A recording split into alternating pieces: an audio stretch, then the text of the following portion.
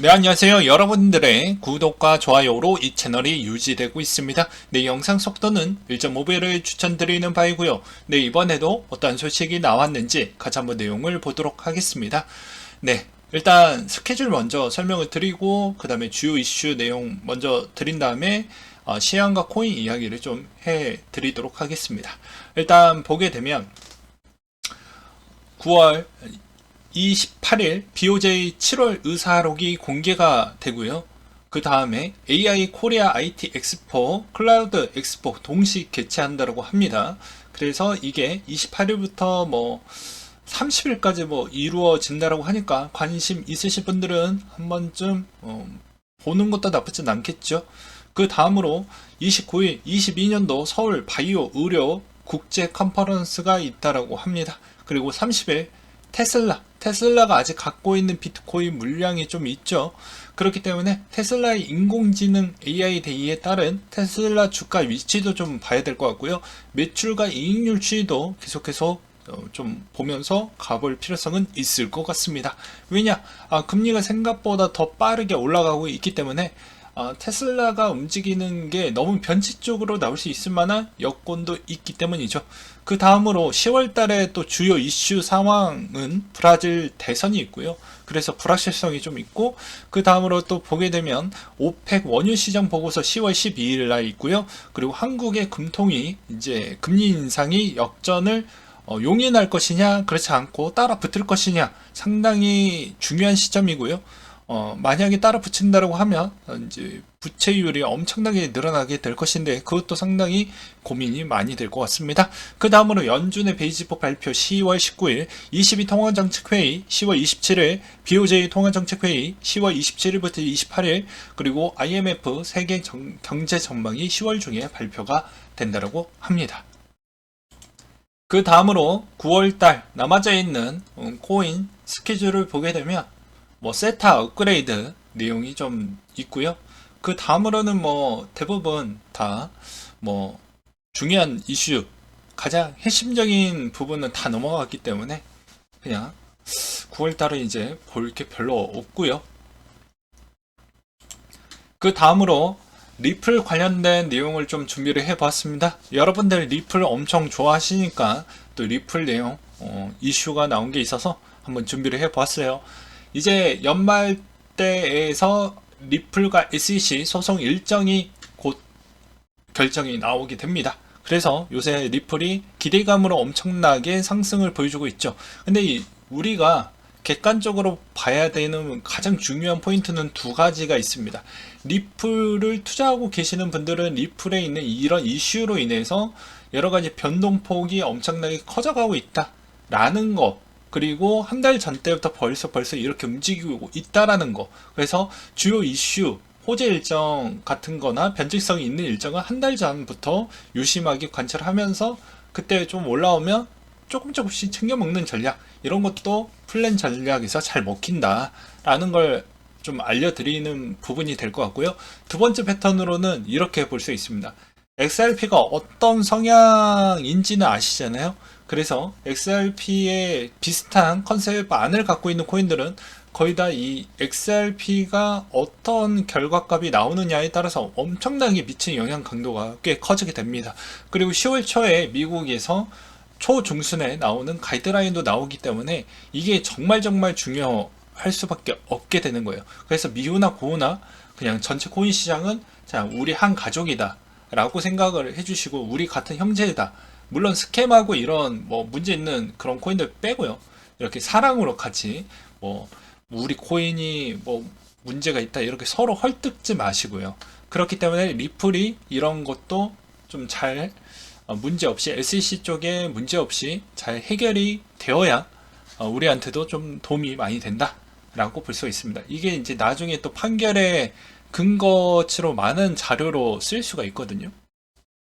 일단은 주요 일정을 보게 되면 10월 20일 양측 수정사항을 확인하기 위해 협의를 할 것이며, 24일 양측 파일 공개가 되고 11월 15일 약식 판결 답변서가 제출이 됩니다. 17일 양측은 재판을 진행을 하게 되고요. 12월 9일 재판 판결이 나오게 되고 22일 재판에 따른 이의 제기가 나오게 되는데, 변칙은 12월 달 때부터 이제 어떻게 보면 감기와 코로나가 이게 짬뽕돼서 되게 엄청나게 급격하게 또 하게 되면 약간의 이 일정이 좀 차이가 발생을 할 수 있다라는 거, 그걸 좀 참고하시기 바라겠습니다. 최근에 XRP 가격을 보게 되면 좀 많이 올라오긴 했죠. 많이 올라오긴 했습니다. 그러면서 또 느끼는 건 가장 이때 벽이 좀 많이 쌓였다라고 되어져 있어요. 그래서 소송 중에도 끊임없이 사업 확장, 파트너십 확대 선전하고 있는 XRP가 이제는 달라졌어요. 리토속이 될지 개인적으로 궁금해진다. 최근에 텔레그램의 분위기도 이러하거든요. 저의 개인적인 생각은 이러합니다. 제드가 이제 물량이 거의 없잖아요. 그러면 리플사가 어느 정도 유동성 자금을 확보하기 위한 에스크로 물량 빼놓고는 나올 게 거의 없습니다. 그러니까 좀 부담률이 많이 준 거죠. 그래서 저는 개인적으로 시장의 생각보다 항상 가득 차게 매도 물량이 꽉 차게 매도 물량이 매달마다 나왔다고 하면 지금은 그냥 리플사가 생각했던 부분에서 판매되는 물량만큼만 소화만 해주면, 전체 시장 물량에서 소화만 해준다면 좀 가볍게 올라갈 수 있을 만한 여건은 이제는 충족이 되었다라고 볼 수가 있습니다. 그래서 상대적 대비보다 과거에 XRP를 책정했던 대비보다는 지금에 있는 패턴에서는 좀 더 올라갈 수 있을 만한 여지는 더 남아져 있다라고 저는 말씀을 드리고 싶고요. 그 다음으로는 XRP에서 약간의 좀 차이점이라고 볼 수 있는 건, 과연 레이어 1 대비와 XRP와 전혀 다른 컨셉이긴 하지만 레이어 1에 있는 자금의 결집 능력이 XRP에 있는 결집 능력 대비보다 어느 게 더 자금이 더 빨리 모일지는 좀 더 봐야 될 것 같긴 합니다. 아무튼 XRP도 나름대로 여러가지 뭐 게임파이도 하고 뭐 여러가지 NFT도 좀 하고 하는 모습이 레이어 1 쪽에 있는 성향도 같이 좀 품으려고 하는 것 같은데, 그게 잘 될 것인지 이게 정말 중요할 것 같기도 합니다. 그 다음으로 에이다의 바실 하드포크가 완료가 되었고요. 이게 이제 기술적 업그레이드 부분이라고 그냥 보시면 될 것 같고, 그 다음에 여기에서 얼마나 더 확장성 업그레이드가 이루어질지 앞으로 좀 더 에이다 기대를 해볼 필요성이 있을 것 같습니다. 에이다는 생각보다 커뮤니티 풀과 여러 가지 결집 능력이 상당히 좋은 코인이다 보니까 상대적 대비 잘 버텨주고 있는 것 같아요. 그 다음으로 또 보게 되면 NFT 쪽에 오픈시 아비트라 NFT를 지원을 했다라고 하는데요. 이더리움, 폴리곤, 클레이튼, 솔라나에 이어 5번째 지원하는 체인이 되었다고 합니다. 레이어2가 앞으로 더 좋아질 것 같으니 이런 측면에서는 좀 좋은 영향성을 끼쳤다라고 볼 수는 있겠죠. 그리고 아비트럼이 인지도가 좀 높기 때문에 좀 그런 것도 고려를 해서 진행을 시켰다라고 보시면 될 것 같습니다. 그 다음에 아주키 부분에서 투자 유치 루머가 좀 돌았다라고 하는데요. 아무래도 강력한 IP에 따른 영향성 때문에 뭐 그런 측면이 좀 있었다라고 보시는 게 맞을 것 같고요. 자본시장연구원의 디지털 자산 법안 입법 방향의 발표가 나왔다고 하는데, 이거는 저는 저번에도 말씀을 드리기도 했지만 크게 우리한테 별로 도움이 안 된다라고 저번에도 말씀드리기도 했습니다. 왜냐하면 뭐 싱가포르, 스위스에 법인을 놔두고 우리 쪽에 있는 법안을 효과가 없잖아요. 효력이 없잖아요. 솔직히 그게 문제라는 겁니다. 차라리 해줄 거면 파격적으로 특정 진짜 말 그대로 샌드박스를 할 수 있을 만한 규제 샌드박스를 그렇게 따로 만들어 놓고 거기다가 해놓고 이걸 적용시키면 좀 오케이 인정할 수 있을 것 같아요. 근데 법안만 만들어 놓으면 뭐 하냐고요. 어차피 다 법인은 다 해외 쪽에 있는데. 그러니까 의미가 딱 반쪽짜리라고 이야기를 하는 겁니다. 그래도 뭐 한다라고 하니까. 그 다음으로 바이낸스 규제 대응 강화로 자본위원회를 설립을 했다라고 하는데요. 아무래도 이제 바이낸스도 탈중앙화된 모습을 계속 선도적으로 보여주고 있긴 했지만, 앞으로 이제 주변 국가들의 지금 분위기가 별로 좋지 않잖아요. 그리고 돈도 많이 필요하고 언제든지 타겟팅이 될 수가 있기 때문에 이제 이런 준비를 좀 가져가려고 하는 것 같습니다. 왜냐면 결국엔 그 국가에서 사업을 하기 위해서는 그 국가의 입맛에 맞춰줄 수밖에 없기 때문에 뭐 그런 것 같아요. 그 다음으로 부유 고객 대상 암호화폐 거래 서비스를 실시하겠다라고 나왔는데요. 싱가포르에서 DBS가 최소 투자액 500달러이고 이번 조치로 서비스 이용가 등 고객은 약 10만 명 수준으로 확대가 될 거라고 합니다. 그래서 상당히 이게 뒤에 가서 좀 설득력 있는 이유는 다 이유가 있는데요. 돈이 넘치는 자들은 돈에 대한 두려움이 별로 없습니다. 여기에서도 볼 수가 있는데 과거 7월 27일 기준점에 나왔던 시빅 사이언스 보고서에서 따르면요. 최근 몇 달간 투자자의 54%가 암호화폐를 팔지 않았고 25%가 암호화폐를 거의 팔지 않았고 거의 다 팔았고 20%가 소량만 남았다고 되어 있어요. 근데 이건 또 연간 소득 대비로 보았을 때는 소득률이 높았던 사람들은 팔지 않았다. 그러니까 이거 있었어? 이런 거죠. 왜냐? 연간 거의 한국 돈으로 보게 되면 15만 달러면 2억 원에 거의 가까운 정도를 벌고 있다라는 것인데 2억 원 정도 버시는 분들은 그거 그냥 사놓고 있고 있다라는 거죠. 근데 연 5만 달러 정도, 그러니까 한국 돈으로 대략 지금 환율 차가 있으니까 한 6천만 원에서 7천 사이가 되겠죠. 그러면 대략 한 6, 7천 정도는 신경이 쓰인다. 왜냐? 내 작고 소중한 돈에 신경을 쓰인다라는 거죠. 그러니까 이게 어느 정도 설득력이 되는 게 일단은 10만 명 수준으로 일단 확대해서 가져갈 것이다라고 하니까 이런 프로젝트도 잘 먹히죠. 왜냐하면 시장이 안 좋을 때 어떻게 해서든 마케팅과 영업을 통해 가지고 고객을 확보를 하면 그 고객은 일단 저통 간에 일단은 한번 물리기 시작을 하면 수익이 나올 때까지는 그냥 들고 간다라는 거죠. 그런 점을 좀 볼 수가 있겠고요. 그 다음으로 요새 증시가 별로 좋지 않고 위험자산 부분 코인도 별로 좋지 않은 실정입니다. 부정적인 내용을 보게 되면 여전히 FOMC 연준 위원들이 매파적이다. 그리고 나머지 각국 경쟁 국가들이 이제 여러 가지 긴축에 또 있었고 급격한 금리 인상을 하고 있기 때문에 주변 국가에서 투자할 수 있을 만한 투자 자원도 매우 시가 마르고 있죠. 그 다음에 영국의 대규모 감세안이 강달러에 더 영향을 끼쳤다고 합니다. 무슨 생각인지 모르겠어요. 영국도 왜 감세를 지금 해주는 이유는 아무래도 자기가 다 이제 국민들의 그런 기대감으로 뽑혔기 때문에 하는데 저게 과연 효과가 나올지는 전 잘 모르겠습니다. 일단은 그러하고요. 유가에 영향을 끼친 요인으로는 겨울 공급 부조에 심화할 것이다라는 그 상승 부분이 있었지만 이것도 부정적인 영향이 훨씬 더 컸다라고 하는데요.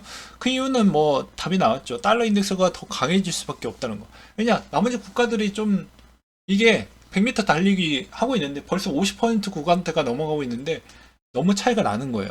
1등과 2등 차이가. 그렇게 생각하시면 될 것 같고요.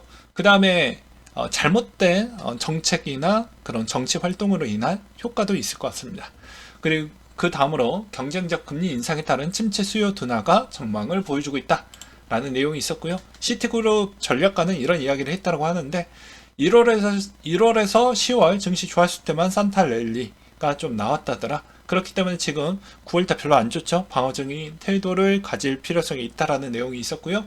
그 다음에 중간선거 후에도 산타랠리 나올 가능성 좀 희박할 수도 있다. 그렇다면 EPS 추정치가 너무 높다라는 부분은 하락 압력 추이가 앞으로 있을 확률이 매우 높고 그 다음에 연준의 외파 변신에 따라서 내년에도 안 좋을 확률이 매우 높다라는 좀 조심조심하게 가자라는 그런 의견이 좀 있었고요. 하버드대 레리 서버스 교수가 이런 이야기를 했다고 합니다. 강달러 일정 기간 지속되고 파운드와 결국 1달러 밑으로 떨어질 것이다.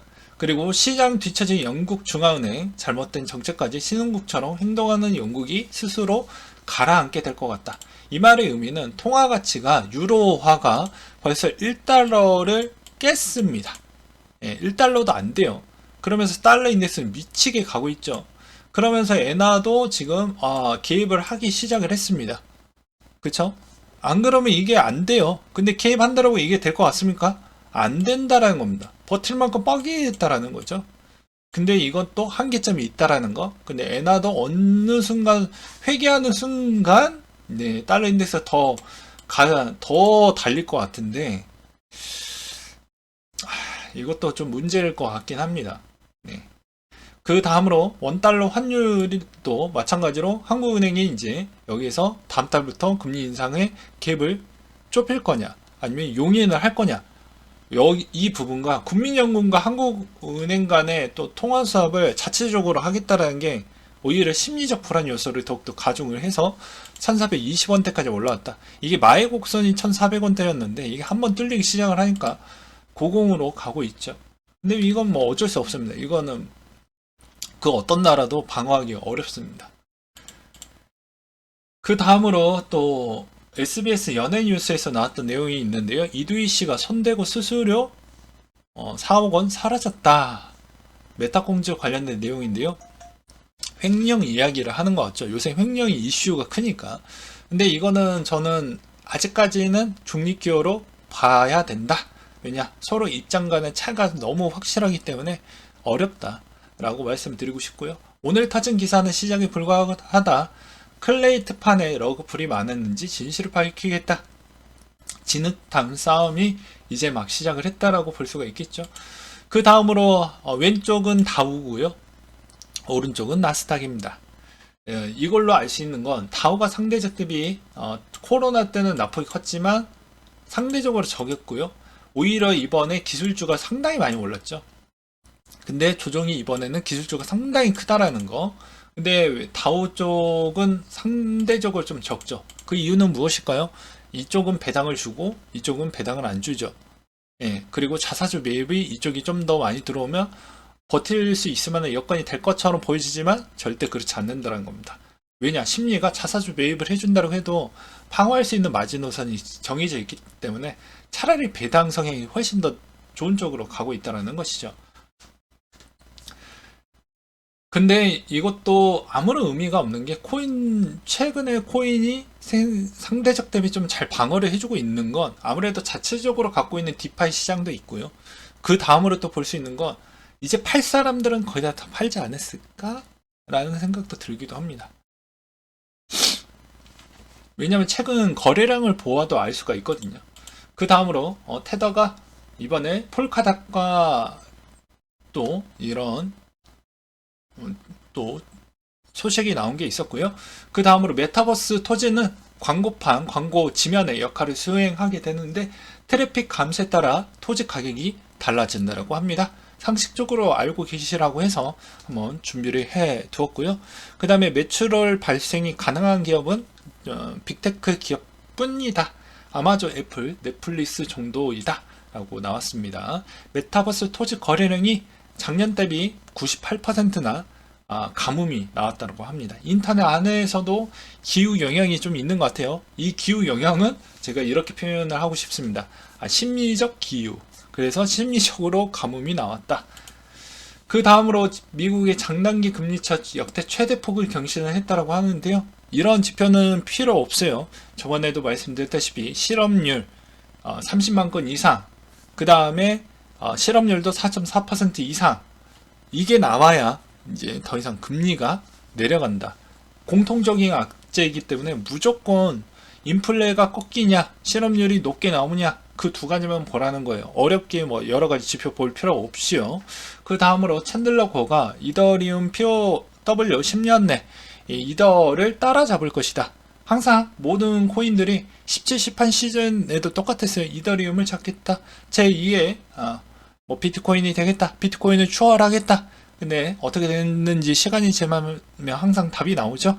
예, 챈들러 코도 뭐 나름대로 한번 열심히 해보라고 응원을 드리고 싶습니다. 일단 포부가 크다라는 거. 그 다음으로 홍콩의 입국자 호텔 격리 2년 만에 폐지했다라고 하는데요.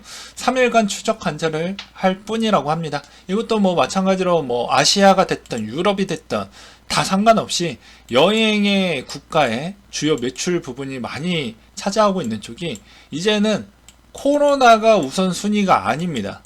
있다라고 해도 그냥 지금의 트렌드는 야 일단 여행자부터 일단 받자 이런 거예요. 왜 그러냐면 미국인들이 지금 어떻게 보면 자국의 통화와 갭이 많이 벌어졌죠. 근데 코로나로 그리고 그 급격한 금리 인상과 물가로 버텨낼 수 있을 만한 여건이 안 된다는 겁니다. 그러면 시간이 지나면 어차피 정치인들은 투표로 결과물이 나오게 되죠. 그러니까 국민들을 좀 달래야 되니까 코로나가 아직도 좀 문제가 있지만 그냥 에라 모르겠다라고 이제 풀 시즌이 왔다. 그래서 아마 내년 정도가 되면 이제 코로나 끝났다 이런 이야기가 거의 나올 것 같습니다. 실제적으로 코로나가 끝나진 않았는데 저는 그렇게 생각이 듭니다. 그래서 싫든 좋든 이제는 풀어버릴 것 같다 라고 생각이 들고요. 한국도 거의 마찬가지일 것 같습니다. 그 다음으로 비트코인 도미넌스 위치를 보게 되면 여전히 40%를 국건이 다지고 있고요. 그 배경은 아까 설명했던 거랑 똑같습니다. 고소득자는 이게 뭐 있든 없든 그런 거 상관없이 그냥 시간 있고 돈 벌면 나이스하다 이 정도고, 소득 구간이 낮은 뭐 그런 친구들은 오히려 이런 거에 신경을 많이 쓴다라는 것이죠. 그러니까 여기에서도 알 수 있는 건 답이 나오는 게 어차피 내가 감내할 수 있을 만한 그런 자본에 있는 재원을 적절하게 잘 썼냐 안 썼냐 차이인 것 같아요. 왜냐면 너무 과하게 하면 어느 순간 내가 반대매매나 청산을 당할 수가 있기 때문에 그런 거 아닐까요? 그래서 여러분들은 상당히 고민이 많을 것 같습니다. 그럼에도 불구하고도 저는 이렇게 말씀을 드리고 싶은데요. 연말에 여러 가지 이슈가 많습니다. 러시아의 이제 마지막 화력 전쟁 부분도 이제 남아져 있고요. 그 다음에 주민투표도 있고, 그 다음으로 이제 연준의 점도표가 총 4번 공개가 됩니다. 3, 6, 9, 12. 12월 달에 내년 점도표가 어느 위치에 있는지 그게 진짜 중요할 것 같고요. 그러니까 12월 달에 나오는 점도표가 될 것 같고, 그 다음에 앞으로 매 달마다 나오는 실업률 추이가 조금씩이라도 좀 많이 올라오고 있을 것이냐, 이것도 중요할 것 같고, 그 다음으로 또 중요한 건 물가가 조금씩 내려오고 있냐, 이것도 중요할 것 같습니다. 가장 중요한 건 어찌 됐든 간에 기업들이 상당수 이상 자연 실업률에 동참을 해줄 수밖에 없기 때문에, 이것도 어려울까봐 쉽게 이야기를 하면 자연 실업률이라는 건 채용 공고를 안 내겠다라는 겁니다. 그러면 자연적으로 실업률이 증가를 하겠죠. 그것까지 포함을 하면 내년 대비부터는 실업률이 급격하게 올라올 수 있을 만한 제반적 근거는 나오게 됩니다. 근데 4%에 도달을 하냐 4.4에 도달을 하냐 안 하냐가 중요한 거죠. 정답은 다 공개가 됐어요. 4.4를 딱 찍어주는 순간 우리 금리 인하 하겠어, 이게 딱 나와. 정답제가 다 공개를 했기 때문에 무조건 4.4가 나와야 됩니다. 그러니까 4.4에 가까워지고 있다, 뭐 3.8이나 4에 가까워지고 있다, 이래 버리면 이제 여러분들이 뭐 그냥 지표적인 측면, 이런 시간적인 측면으로 베팅을 할 수가 있다라는 것이죠. 뭐 주식이 됐던, 뭐 코인이 됐던, 뭐 금값이 됐던, 뭐 이런 쪽으로요, 뭐 볼 수가 있겠죠. 그렇기 때문에 이런 걸 적재적소를 잘 구비를 해보시고, 채권도 뭐 들어가겠죠. 그러니까 웬만한 다 자산은 다 해당이 된다라고 보시면 될 것 같습니다. 이런 관점으로도 투자에도 쓸만한 재료이다 라고 볼 수가 있게 되겠고요. 아무튼 시장은 여러분들에게 앞으로 남아져 있는 이 23년도는 재미가 없겠지만, 여기에서도 이렇게 삐끔삐끔 올라오는 때가 1년 중에 한두 번은 있을 것 같으니 그것을 적재적소로 잘 이용을 해봐라 라고 말씀을 드리면서 이상으로 마치도록 하겠습니다.